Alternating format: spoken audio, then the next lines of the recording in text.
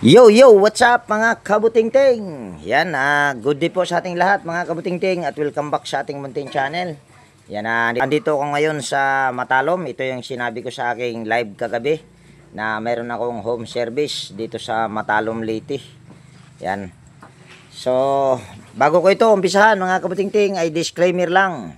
Lahat po ng video na ina-upload ko sa aking YouTube channel ay based lang po sa aking experience at hindi ako dito nagmamagaling. So ito ay ating umpisahan kagad dahil medyo tanghali na.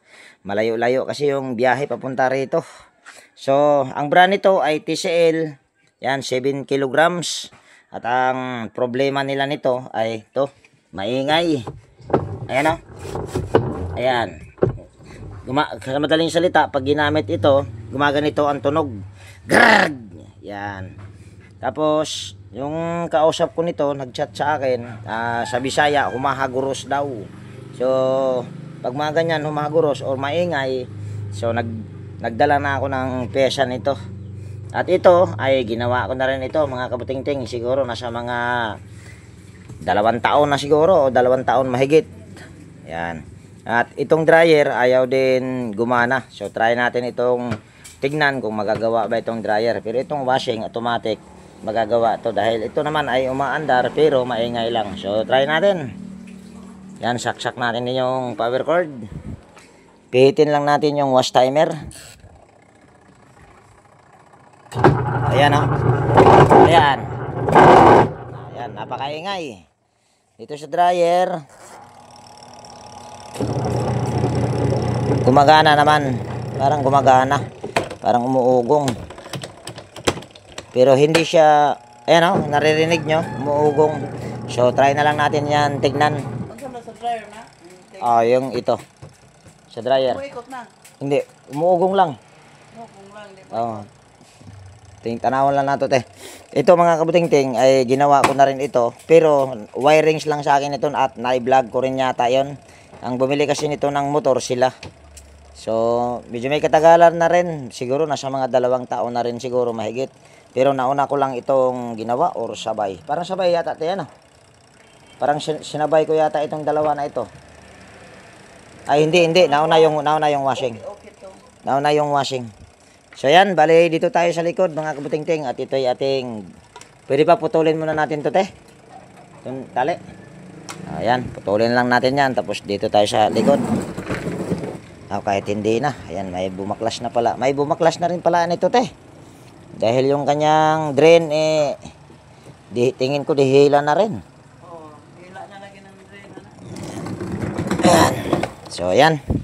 Kuha muna ako ng gamit. At the same time, puputulin ko na rin yung tali doon. Pero hindi ko na ipapakita yung pagputol ng tali. So, ayan. Kuha muna ako ng gamit dahil hindi pa ako nakapaglabas ng gamit.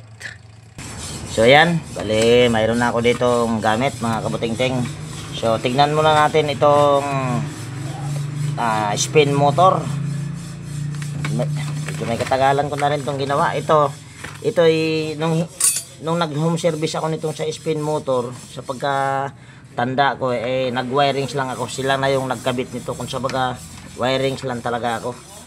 Kasi yung ginawa ko nito dati ay yung gearbox or gear keys. So try muna natin i-check yung spin motor kung ito ba ay good pa yung dahil kung makikita nyo sobrang kalawang na. Yan, tester muna natin yung pinaka spin motor nya. On lang natin itong ating tester, select natin sa OL. Ayan. Okay. Dali ha. So ito yung linya ng spin motor. Common ito, kulay blue. Siksik lang natin yung isang test probe dito. Tapos ito yung line capacitor, itong kulay gray. Yan, good naman. Kaso mababa. 45 lang. Dito sa kulay green, ayan, may problema na motor nito mga kabutingting pagkaganyan. Ayan o, 201 ohms. Dito sa line capacitor ay na lang, ayan o, 45 ohms. So ibig sabihin may problema na motor nito, malayo. Dapat nasa mga 100 mahigit ang nito, marireading. May problema na tong motor mo, te. Sa dryer. I-washing lang magagawa ko nito, te. So, yan. Bali, washing lang. May problema na yung motor sa dryer. So, siguro yung pagkabit nito, mga kabuting-ting, hindi ko na ipapakita dahil marami akong upload nito. Continue ko itong video na ito pagka iti-testing na natin. Tapos, hanap tayo ulit ng customer. Or maghahanap pa tayo ng customer kung makakahanap pa. So, yan. Stay put lang muna kayo dyan. So, yan. Bali, update ko lang kayo dito sa aking ginagawa, mga kabuting-ting, para pag naka-encounter kayo ng mga ganitong modelo na TCL na mahirap tanggalin na yung mga tornilyo niya. Ayan, oh. Kung nakikita nyo yung tornilyo niyan, kinalawang na, paikot. Yan. Kita nyo yung mga tornilyo niya, no? Oh. Kinalawang, paikot yan, mga kabuting-ting. So, ang ginawa ko na lang para hindi ako mahirapan, sinira ko ito. Yan, una ay ginatlaan ko dito, yan, tong pulya na ito, para hindi ako mahirapan sa pagtanggal ng tornilyo. At kailangan mo lang gumamit ng Phillips screw na mahaba para maabot mo yung mga tornilyo dito. Yan, mga tornilyo dito. Yan, 6 na piraso ang tornilyo niyan. Tapos sinira ko rin ito, yan, dahil ayaw lumusot dito dahil makaipot. So sinira ko rin yan. Tapos una ko nilabas, yan, ito, sunod, ito yung pinakahuli. Ang ginawa ko naman para maikabit ko rin ito na hindi ako mahirapan, yan, tinanggal ko yung pulya. Tapos tinurnilyo ko.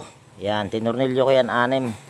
Palusot at ganun pa rin, palusot pa rin dito para sa sunod na pag mayroon kayo ma-encounter na ganito. So lalo na kung ganitong tornilyo niya kinalawang hindi na makalas, so yun na lang inyong gagawin para magkaroon lang kayo ng idea ba.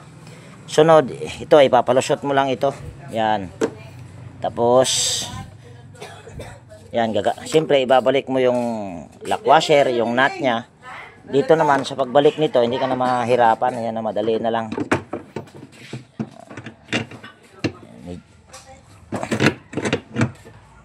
Uy, mag-meeting. Ato sa excuse na yung bag ha. Sige ma'am, sige ma'am, sige ma'am. Yan pala yung may-ari, mga kabuting-ting. Si ma'am. Yan, Iskuro yung apelyido nila. So yan, bali, lagyan ko lang ng, ano yan, lock washer at saka nut. So, stay put lang muna kayo dyan. At siya nga pala, yung ano nito, yung rubber na nakalagay dito, tapos yung original at saka yung dito na nakalagay, ay dinoble ko na. Kung sabaga dalawa na yon para siguradong walang tagas dito. Para isahan na lang. Kasi kung isa lang tatagas, napakahirap pag napagaganyan. So, dinalawa ko na yung paglagay ng rubber niyan para siguradong walang tagas. So yan, bali iayos ko lang yan o lagyan ko ng nut ito. So stay put muna kayo dyan. So yan, bali naikabit ko na yung ano niya dito. Tapos kung makikita nyo, napakadumi, oh. Oh. Shush. Oh. Choke yan, mga kabuting-ting. So lilinisan ko muna ito dahil kung makikita nyo, napakadumi. Stay put lang muna kayo dyan. Hindi ko na ipapakita yung paglinis nyan. Ayan. Bali, nalinis ko na, mga kabuting-ting. Itong itim-itim na ito, ayaw na matanggal. Ginamitan ko na nga ng kutsilyo yan. Tapos ito, medyo luminis na rin. Hindi ko na ito pinakita yung paglinis. Kung makita nyo lang ito kanina, grabe. Yung choke nya. So, ating ikabit na yan. Tapos, lagyan natin ng tubig. Dahil lang. Kuha muna ako ng Phillips screw. Ano boy? Titisting pa tayo.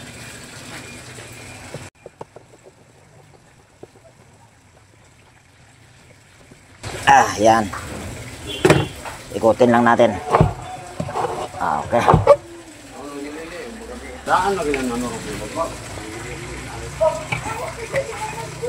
Ayan. Tapos, kabit lang natin itong fan belt. Yan, kung nakita nyo, ayan o. Tinanggal ko dito dahil grabing ano yan, nagbara dahil sa sobrang dumi. Choke. Kabit lang natin itong fan belt. Itong fan belt na ito ay kung makikita nyo, makapal pa yan. Ayan o.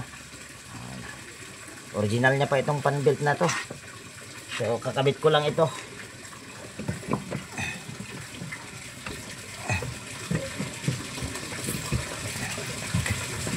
Ayan. Tapos, linisan ko muna ito. Dahil napakadumi. Ayan. Nabawas-bawasan ng konti. Hindi pa ayaw matanggal ito. Kanyang choke na dumidikit. Ayan, try natin itong tignan kung okay na ba ito.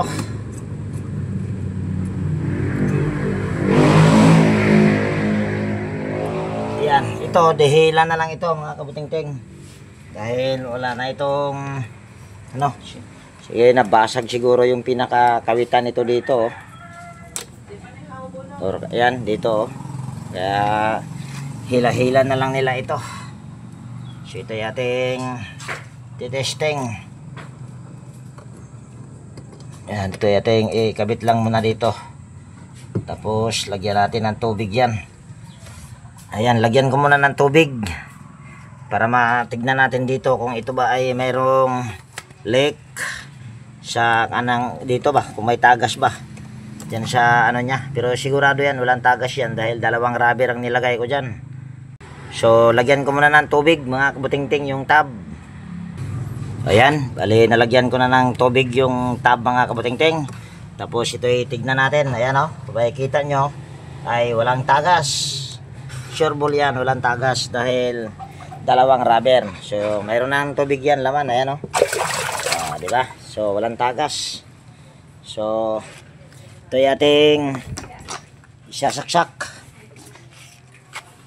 Ayan, ipit pa yung wire. Tingnan natin kung hindi na ba siya maingay. Ayan, pitin lang natin yung wash timer. Ayan, tingnan natin. Matagal ah. Ayan, tahimik na mga kabuting-ting. Okay na to, boss.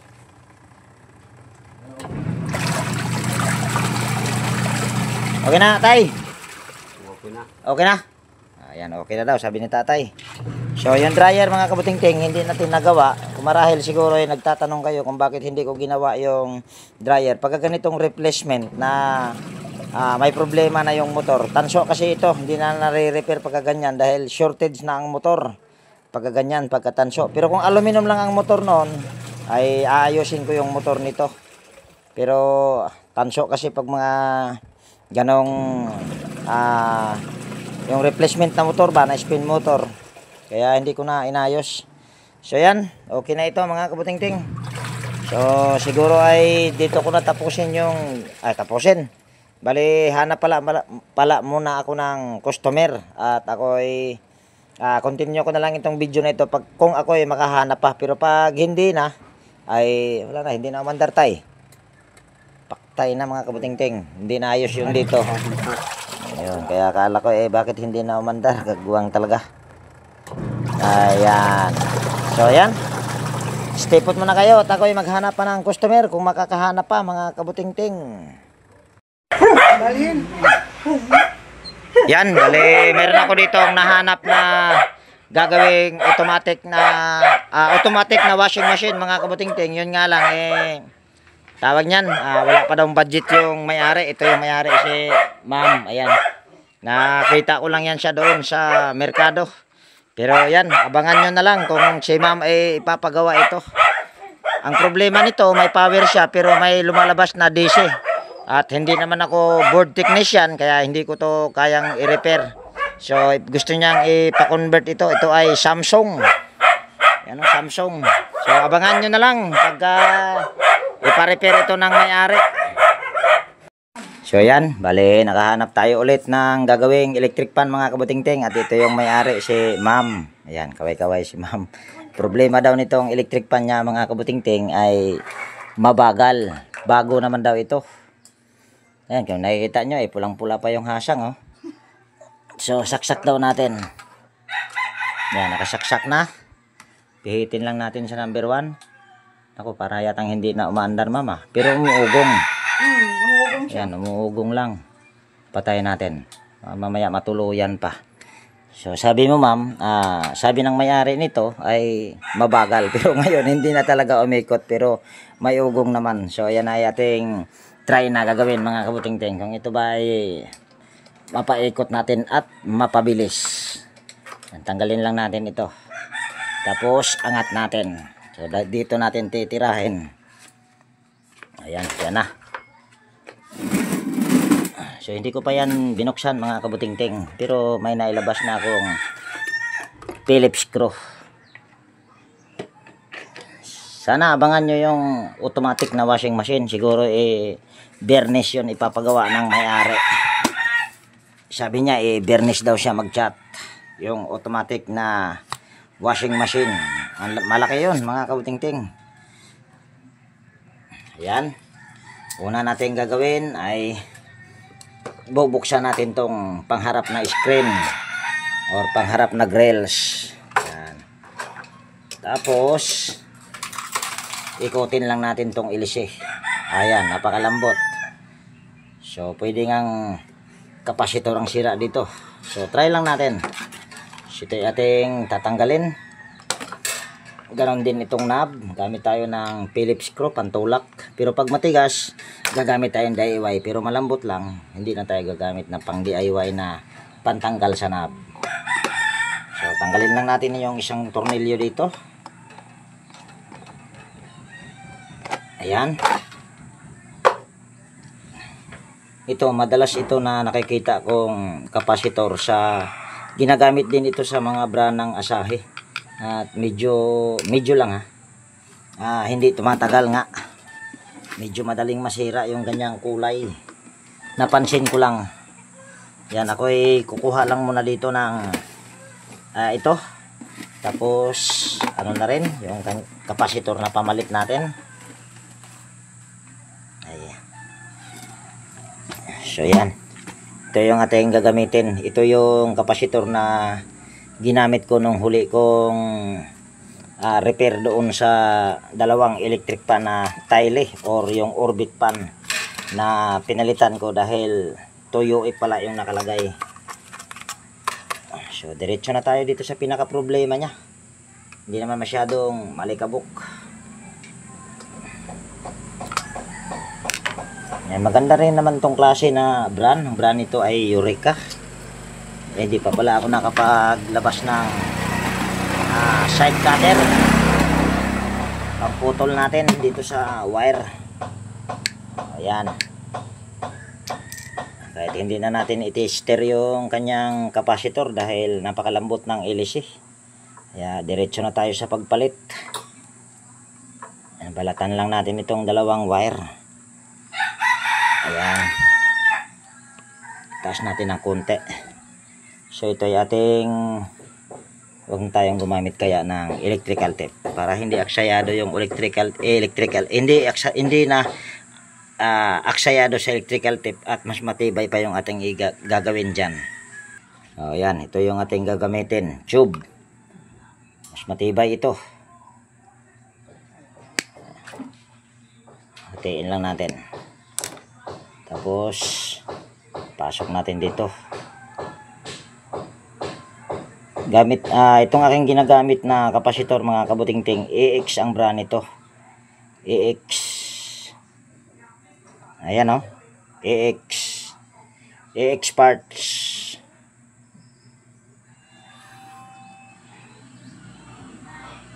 Oh, ayan. Mas matibay ito kaysa dito sa electrical tape.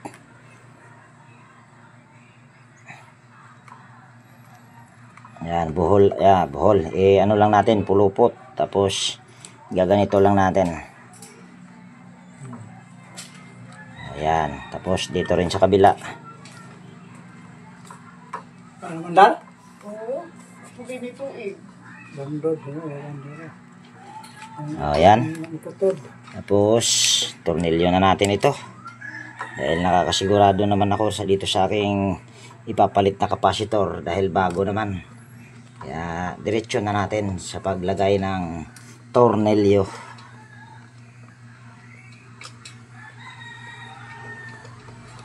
Oh, ayan. Tapos testing natin. Yan, saksak natin yung power cord. Tapos igaganyan ko lang yung aking yung itong aking tripod, tapos ikutin ko lang dito sa number 1. Ayan, mabilis na. Number 1 lang yan mga kabutingting. Number 2, number 3. Ayan, okay na. So patayin natin dahil kahit ito malambot naman siya, lalangisan pa rin natin yan. Ito naman ay bagong bago, kaya hindi mo na ito kailangang halughugin or buksan pa. Yan, at saka may play yung kanyang shafting. Yan yan, may play. So yan ay ating langisan lang. Buha muna ako langis. Yan ito. Ayan, tapos gaganituhin lang natin yung shafting. Itaas baba natin para yung kanyang langis ay papasok doon sa busing. Ayun, lalong lumambot. Tapos dito ay tanggalin natin para mapagpagan na rin. Dahil mayroon na rin siyang mga alikabok.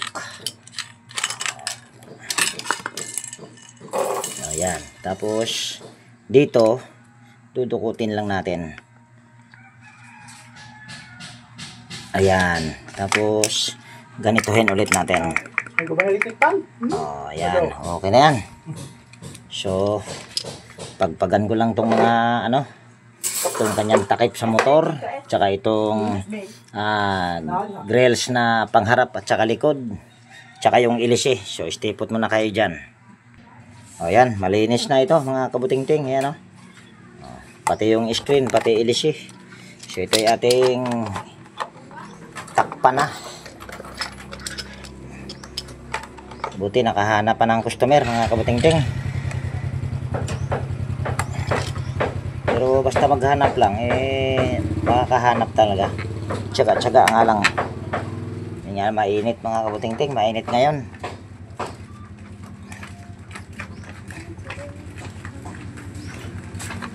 Ayan. Tapos balik natin itong kanyang knob. Ganon din itong switch handle. Ayan. Tapos balik na natin itong screen. Ayan.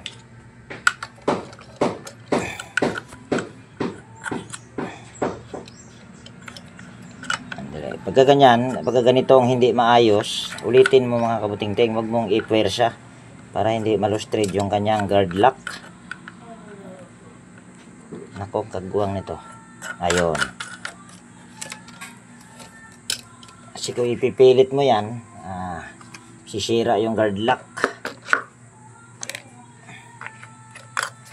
Tsaka itong kanyang fan cap ay wag masyadong higpitan ito, dahil hindi yan matatanggal kahit maluwag, dahil counterclockwise ang ikot ng ilisi pa kanan, ang lock sa ilisi ay pakaliwa. So magkontrahan sila. So ilagay ko lang sa stand tuloy yung kagwang. Ayan.